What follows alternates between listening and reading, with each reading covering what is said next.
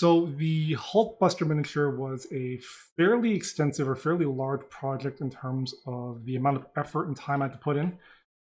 It ended up totaling 50 hours, so about 2.5, 3 hours in prep, and then another 47 in the actual painting. Took the better part of a week, so 6 days total, 2 weekends, and 4 weekdays. And I want to say it was probably one of the most challenging projects for me to paint to date, not only because it was purely non-metal metal, and while I don't usually have an issue painting non-metal metal, it was the fact that I was trying to be a little more realistic and considered when painting my lights and shadows and considering things like reflected light and other sources like object source lighting, and then painting red. Painting red has always been a weak part of sort of my hobby toolkit. I've never been strong at it. I've struggled to find a good color recipe or color recipes, and so it was sort of managing that while at the same time working through all the metallic surfaces that made this model the challenge that it ultimately became. One of my friends that I commonly bounce ideas back and forth with when we talk a lot about hobby or painting, he typically accuses me of gamifying my non-metal metal, and it's fair. When I paint non-metal metal, I'm going to get sick and tired of saying that word, NMM. When I paint a lot of NMM on miniatures, it tends to be on tabletop or gaming pieces, and I sort of fudge how realistic the placement of lights and shadows are. I tend to focus more on what looks good. I'll pick a point that's fairly bright, say the tip of a blade, bring it to shadow at the base, do a couple of transition shifts in terms of values for light to dark to light, and then leave it at that. It doesn't tend to be the most realistic, and hence the term gamified, but it's quick and it looks good on the tabletop because it's high contrast. On this piece, I wanted to try and be much more considered, much more measured, and to actually be more realistic with it, which was also compounded by the fact that because we have a decade's worth of films, yes, it was good that there was a lot of reference to draw from, but it also meant that I had to hold true to the source material, not just in terms of the color of it, but the way that the Iron Man armor properly reflects light. For example, the armor isn't all the same reflectivity. The gold and the silver tends to be very, very reflective without being chrome-like, but the red, not so much. One thing I also noticed is that the armor doesn't tend to reflect a lot of local color. You would think that the silver and the gold would inherit a lot of the red color values from the armor plates around it, and then when he's walking through different environments, apart from extreme night where you start getting like the blue and the green tones, or in extreme sunlight where he starts getting the yellow tones, the red, the gold, and the silver tend to stay true to those three colors. I remember watching documentaries and videos from especially the first Avengers film and the earlier Iron Man films, where the 3D artists and studios did even make mention that rendering the Iron Man armor was a particular challenge because they had to fit a certain iconic comic look while being realistic to how metal should properly behave. And they had to really develop their tools to render the armor in a realistic way without making the red armor not appear red. So I think that may have had an impact on his armor appearance in the films. But again, that was just that depth of the challenge of matching the source material and making sure that I stayed true to all of that on the miniature itself. I think the other big challenge for this miniature in particular was managing the mental and sort of not fatiguing myself or not exhausting myself on a particular project or miniature. So as a hobbyist, I know that my attention span typically doesn't last very, very long, especially on miniature projects. Once I hit that like 12 to 14 hour mark, and usually because I try and condense it into 1 or 2 long painting sessions, I hit this wall or this point where the project is no longer fun for me. And I start to get sloppy in the painting. I want to rush through and finish it. I start to not really be accurate with my placement of lights and shadows. My blending gets a little sloppier, it gets off. My edge highlighting, it gets just worse. In general, basically, my painting hits a point where it plateaus and then it drops on a particular miniature. And I haven't painted many large projects in the past where I have been spending like 50, 60, 70 hours. I think off the top of my head on single models, I have Nagash, who I spent the better part of 3 weeks on. I have the Ironclad, which I think ended up being like 120 hours. This Hulkbuster was 50 hours. And I have a couple of busts or display pieces in the cabinet. I think the Geisha, the Julius Caesar, but even like those two models were probably only in like the 15 or 20 hours. And I did spread those painting sessions out over a couple of weeks into manageable chunks. I probably would have done the same for the Hulkbuster if I wasn't trying to meet some arbitrary deadline for an online painting challenge. And so at the end of the month, I only had 6 weeks until the 31st to finish the model. So it became a question of how do I break down this model into separate manageable paint sessions where I don't burn myself out, but I still have only 6 days to get this done, 4 of which I work a full-time job. And one individual, his name escapes me, on Facebook actually asked a really interesting and good question for me. And it was, how do I find the motivation to slog through a model that has just so much non-metal metal? And he made mention that he struggled to find sort of the patience to even start a project that he knew would require such a big investment, both in time and then also an expectation of the outcome. And I don't think this is necessarily a case that's solely limited to painting something that's pure non-metal metal, but just a project in general. Just by setting this huge expectation and knowing that there is this large amount of work ahead of you, how do you find or how does one find the motivation and the energy and the passion to even just start the project? And then as you move along, the willpower to see it through to the end. And I did give a fairly lengthy response, and I'll try and reiterate it here and try and maybe break it down a little bit more. So from a practical side, it was all about breaking the model down into manageable sections and small tasks. And if you have any sort of background in management and project management, you'll know that any large task can be broken down into small enough manageable chunks that you can then divide up the tasks, achieve each of them in turn, and as you progress, as you complete these tasks, the model reaches completion until you're completely done the project. And it becomes easy if there's a lot of tasks and you start feeling overwhelmed to then begin to focus on, okay, well, I'm only working on task A right now. Once I'm done A, I'll move to B. Once I'm done B, I'll move to C. And if these tasks are small and manageable enough, you start accruing these incremental wins. And for someone like me who, for a big project like this, where it can be particularly daunting, it helps to break the project down into small chunks. And so what I did was I limited myself to short 2 to 3 hour painting sessions over the 6 days. So on the Saturday and Sunday, I did 12 hours spread into 4 3-hour chunks. And then on the weekdays, when I finished work at like 5, 6 o'clock, I would do 6-hour painting sessions broken down into 3 hours. I would take maybe an hour in between some food, shower, do a workout or something, anything that wasn't hobby related that I could basically use to reset my creativity, reset my mental, take a break, relax, unwind, and then come back with fresh eyes. That last day, that Thursday, I did end up spending about 8 hours, so it was still 2 a.m., kind of lengthy, just wrapping up odds and ends like the base, the weathering powders, waiting for mineral spirits to dry, as well as breaking it down into small 2 or 3 or short 2 and 3 hour painting sessions, which help to manage the sort of physical strain on like my shoulders, my back, my neck, my eyes, and my fingers. Working in small chunks also meant for me taking individual parts of the model from start to finish, or at least as close to finish as I wanted to get before final nuancing and touch-ups. So I would say about like 80-85% done on each part before moving on to the next. And so as an example, I started the model with the head, and I basically painted in one session the head front to back. Once the head was done, I knew, okay, well, I wasn't going to go back to it, but the head was done.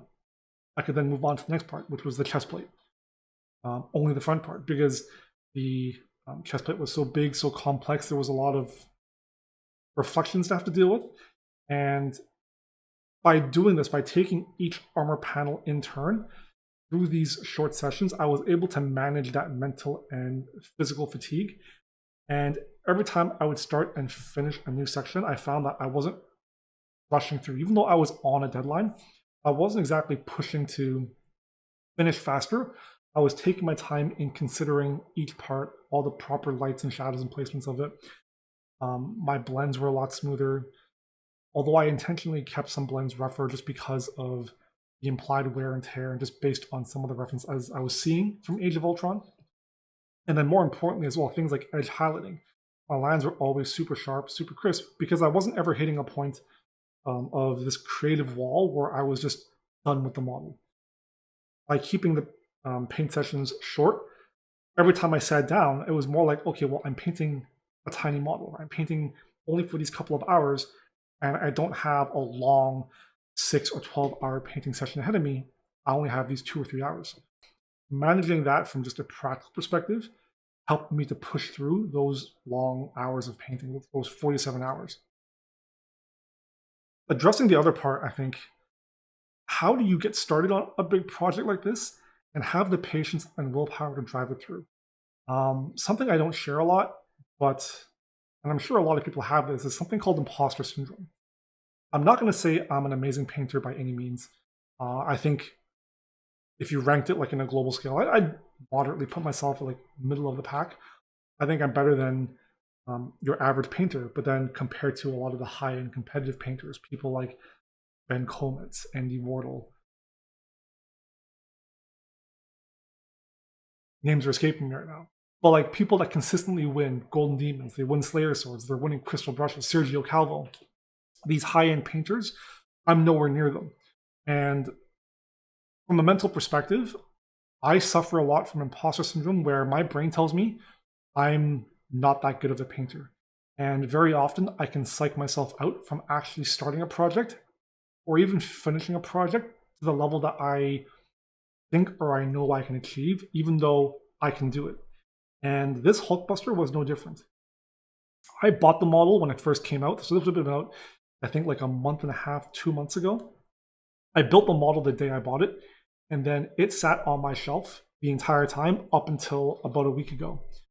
I had actually scheduled the last 2 weeks of the month to start this Hulkbuster model to give myself the time, but I procrastinated for a week. Part of that was sort of just taking a creative break and unwinding from having finished a large Marvel commission. But I'm not going to lie, I think a couple of those days was just my brain psyching myself out, telling myself, you can't do this. You're not going to do as good of a job. You're not going to get the red properly. You're not going to be able to capture all of these reflections properly. You're going to fuck up and make a mistake somehow. It's not going to turn out how you think. It's going to be awful. You're going to waste your time. And then at the end of the month, you're not going to finish the model. You won't be done for the challenge. All that time spent recording it's going to be wasted, and you're back at ground zero. All these things were going through my head, and it was just a matter of thinking to myself, okay, well, I know I can do a blend. I know I can blend a surface from front to back, right? I know I can paint non-metal properly. I know I can think through light and reflection on a simple surface. Well, the Hulkbuster is nothing but a collection of simple surfaces. And so a way that I often overcome that, and I overcame that in this piece in particular, was leaning on those small tasks. By breaking up this Hulkbuster model into really tiny, manageable sections and chunks, and in these tiny little sessions, I was able to just push through and find sort of that mental willpower to keep putting paint onto the model and pushing it hour by hour by hour. And it came to a point when you're hitting like your 30th, 40th hour, and the model's starting to come together that you can then, it clicks, and you start to push through and you tell yourself, I can do this. This model's turning out great. It's going to turn out good. I'm going to get this done on time. It'll look fantastic. My effort's not being wasted. This video content's going to be great.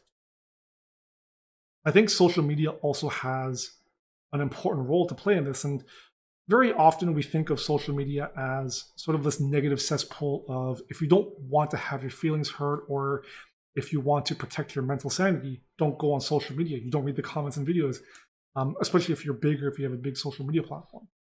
But I think it's also important to see it as the opposite, especially in the miniature painting world and on Instagram. Having followers or having people that support you and encourage you and showing nothing but love can be a really important support tool for yourself to be able to push through things like imposter syndrome or any other mental hangups or hiccups that you have. And whether you have it on Instagram, on Facebook, or whether you have a good circle of friends who do drive you and push you to succeed and do encourage you and show you that love, however you do it, I really suggest that you lean on those if you do find that you struggle with things like I do with imposter syndrome and all that. I think the most challenging part of the model, and I say the non-model model, was the hands. The right hand in particular, but just the hands in general. And a large part of this is because the sculpting and the detailing just isn't as well defined as the rest of the model. It's kind of difficult to explain if you don't actually have the model in hand, if you haven't tried to paint it. But if you understand sort of the plastic molding and model making process when it comes to mass manufacturing, you may have an understanding of why these issues exist on models and why it's a particular issue to overcome. So his right hand in particular, it's balled into a fist, and it's one whole piece on the sprue. There's no halves, and because I believe this is a injection mold model, the actual plate itself, it's two halves, right? It's a front half and a back half, and you have the fist sandwiched in between. So what you have is you have a lot of detail on the front and a lot of detail on the back. But because these are metal plates, not silicone or rubber, they're designed for mass manufacturing, so they're meant for speed and longevity. Those sides can't have overhangs. They can't cut and curve around in between the two halves. They're going to be straight and flat. And what that means on the Hulkbuster fist is that his inside and outside have no detail. They're flat, there's nothing on them. And on the physical model itself, that means that the individual fingers aren't sculpted, right? They're just flat details. Unlike the left hand, which is palm open and you have all the individual ridges and armor plates on each of the fingers and digits, the right arm has nothing, and you kind of have to make it up.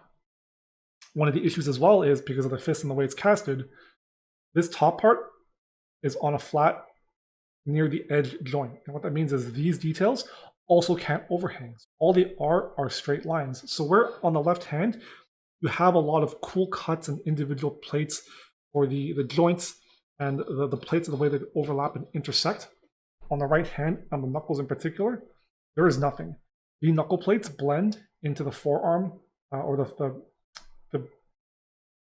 the base digit plates, and rather than be separated, it just sort of bleeds. And so his right hand was probably half freehand, having to make up the individual armor plates. And then I couldn't just do it from memory because we have a left hand to base it off of. So I had to freehand a lot of the sides of the right hand and figure out the mess that was the inside of the knuckles and in between the fingers as well to match an existing left hand. So I think that for me was a struggle. When I painted the left hand, I enjoyed it. It was a little tricky getting the lighting on all the different facets because each finger is essentially a hexagon. But when I got to the right hand, it was just like holy moly. Thankfully, because it is a fist, I could treat it as a sphere, and so lighting it was a lot simpler than his left hand open. And because I didn't have to paint any of the insides, there were no hexagon facets. Each finger was a simple 2 or 3 facet piece as opposed to 6. That did speed up or make it a little easier, but I think overall it was still nice. My favorite part, probably the chest and abdomen. The detail on that particularly crisp. And then on the abdomen plate, that transition from the light of his, I have the model. So zoom in, enhance. That highlight from here onto the mid-tone of the front plate, and then the shadow on the other side is just, I think everything about that abdomen plate just came together. The details are super crisp. I'm super proud of my blending and my highlighting on that. And I think all things considered, that's just like nailed it. My least favorite part, I want to say the smoke. The sculpting on the smoke is a little lackluster compared to how detailed smoke effects have been on previous models that were smaller. You look at something like War Machine, Spider-Man, even this smaller Iron Man that gets paired with the Hulkbuster, the smoke is much more detailed and much more complex in the way it billows and creates these interesting folds and shapes that you can really play around with. You can create swirls. Star-Lord is a really, really good example where you can start to create these interesting shapes and these billowing folds. And historically, I love to paint sort of an Asian motif of these sort of cinnamon swirls or nautilus shell swirls to create this cool stylized effect. And I couldn't do that on the Hulkbuster for two reasons. One, the size of it, large, but also two, the folds aren't detailed. It almost feels like they sculpted it smaller and then scaled it up. And I know that's not how they did it. They probably sculpted it size as, but it feels like the detail on the smoke is just much worse in compared to previous models. And so I couldn't really take advantage of trying to capture any of that detail or incorporate any of those stylized elements. And so that in combination with, because I was sort of painting the smoke at 11 or midnight on the 31st, basically leading April 1st, lunchtime deadline, I kind of rushed through it. Not my favorite part. I still don't think I would go back and repaint it or touch it up. As far as I'm concerned, the model's done, and I very rarely like to revisit. And because this is a tabletop piece, ultimately, I'm not like super hung up on it. I think if I were to repaint the model again without a deadline, I definitely would spend much more time on the smoke. Probably at least 2 or 3 more hours to try and incorporate more of that detail in there, but say, Libby. I think that's pretty much all I have to say on the model itself. I do have other videos that cover both, again, the practical or technical aspect of painting the model, so the recipes and the techniques for all the different colors, and then another video covering the theoretical aspect of how to figure out how to light and shadow the piece, how to consider primary light sources and reflected light sources. So go check those out if you actually want to learn how to paint the Hulkbuster. And if you've watched this video to the end, thank you for watching. I do hope it does give you a little bit more insight into sort of the mental aspect or the thinking process of how I approached painting this model and the struggles that I did go through, especially at the beginning. And I hope it can help you push through on this project in particular or other perhaps challenging or long projects you may be struggling with. If you enjoyed the video, make sure you give it a like and check out my other videos on YouTube. If you want to follow my other social media platforms, I'll make sure to have links in the video description below. And as always, until next time, happy hobbying.